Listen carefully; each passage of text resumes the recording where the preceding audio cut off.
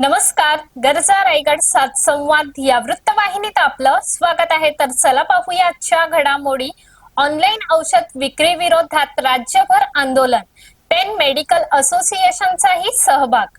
Online औषध विक्रीला विरोध दर्शवत आज राज्यभरातील मेडिकल असोसिएशनने एक दिवसीय आंदोलन पुकारले असून त्यामध्ये पेन मेडिकल असोसिएशननेही सक्रिय सहभाग नोंदवला आहे। तालुक्यासह जिल्ह्यातील औषध विक्रेत्यांनी या आंदोलनाला पाठिंबा देत ऑनलाईन औषध विक्रीमुळे सर्वसामान्य नागरिकांच्या आरोग्यावर गंभीर परिणाम होऊ शकतात अशी भूमिका मांडली। ऑनलाईन औषध विक्रीमुळे वैद्यकीय सल्ल्याशिवाय औषधे सहज उपलब्ध होत असून त्याचा गैरवापर वाढण्याची भीती व्यक्त करण्यात आली आहे। तसेच बनावट औषधे, मुदतबाह्य औषधांचाही विक्री आणि डॉक्टरांच्या प्रिस्क्रिप्शन शिवाय औषधांचा पुरवठा यामुळे रुग्णांच्या जीवनातील धोका निर्माण होऊ शकतो असे मत औषध विक्रेत्यांनी व्यक्त केले। पेन मेडिकल असोसिएशनच्या पदाधिकाऱ्यांनी सांगितले की पारंपरिक मेडिकल व्यवसाय हा केवळ व्यापार नसून तो आरोग्य सेवेशी निगडीत महत्त्वाचा घटक आहे। स्थानिक मेडिकल चालक रुग्णांना तातडीने औषधं उपलब्ध करून देतात, तसेच योग्य मार्गदर्शनही करतात। मात्र ऑनलाईन विक्रीमुळे छोट्या औषध विक्रेत्यांवर आर्थिक संकट ओढवण्याची शक्यता निर्माण झाली आहे।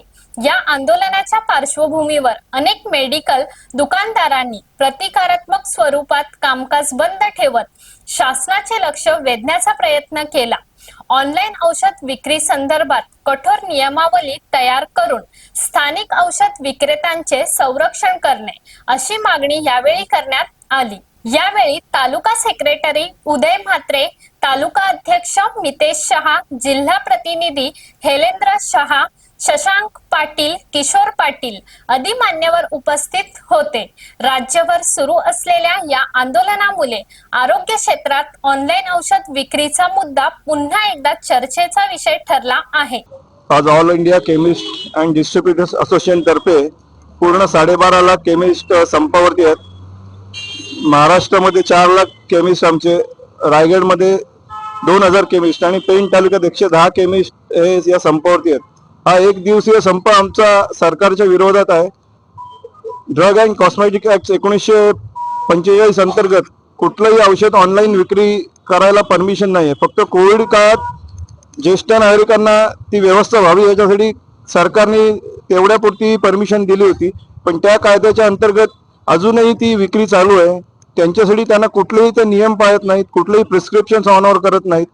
त्याच्यामुळे सर्वसामान्य केमिस्ट याच्यात भरडला जातोय। त्याच्यानंतर कॉर्पोरेट कंपन्या जे भरमसाठ डिस्काउंट देतात, तेवढं सर्वसामान्य केमिस्ट जे आम्हाला होलसेलरला 8%, रिटेलरला 16% गव्हर्नमेंटनी मार्जिन फिक्स करून दिलंय, त्याच्या व्यतिरिक्त ते लोक 30-30, 40-40% भरमसाठ डिस्काउंट देतात। या स्पर्धेच्या युगामध्ये आमचा सर्वसामान्य केमिस्ट टिकू शकत नाही आणि याच्यामध्ये स्पुरियस औषधं, डुप्लिकेट औषधं किंवा गव्हर्नमेंट सप्लायसाठी जी मोफतची औषधं असतात ती यामध्ये विकली जातात।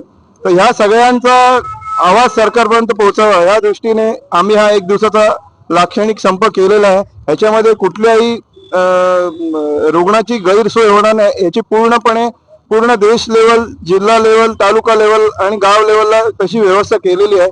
फक्त ह्याद्वारे आम्ही सरकारला हे सांगू इच्छितो की ऑनलाईन पोर्टल हे पूर्णपणे बंद व्हायला पाहिजे, तरच सर्वसामान्य केमिस्ट ह्याच्यातून टिकून राहू शकतो।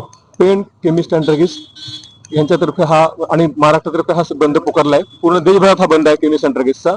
हा बंद पेशंटच्या गैरसोयीकरता नसून पेशंटच्या भविष्यातल्या सोयीकरताच आहे।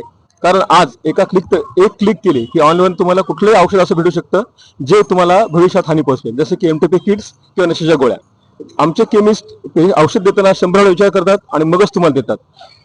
जेव्हा तुम्ही आमच्याकडनं औषध घेता आम्ही तुम्हाला सहकार्य करतो किंवा स्वतः फार्मसीचा हजर असतो। जेव्हा बाहेरून औषध येतात तेव्हा ते कुठून येतात किंवा त्यांचा सोर्स काय हे माहिती नाही। ह्याच्यामुळे भारतामध्ये सध्या बनावट औषधांचं प्रमाण अतिशय वाढलेलं आहे आणि ऑनलाईन हे त्याचा प्रमुख स्रोत आहे। दुसरा मुद्दा असा की जेव्हा डॉक्टर्स औषधं बंद करतात तेव्हा आम्ही आपल्या अंडरस्टँडिंगमध्ये ती औषधं परत घेतो आणि पेशंटला मदत करतो। प्रत्येक वेळी आमचा दृष्टिकोन हा फक्त पेशंटला मदत करण्याचा राहिला आहे। तर अशाच अनेक ताज्या घडामोडी पाहण्यासाठी गरजा रायगड सात संवाद या वृत्तवाहिनीला सबस्क्राइब करून बेल आयकॉनवरती क्लिक करा। धन्यवाद।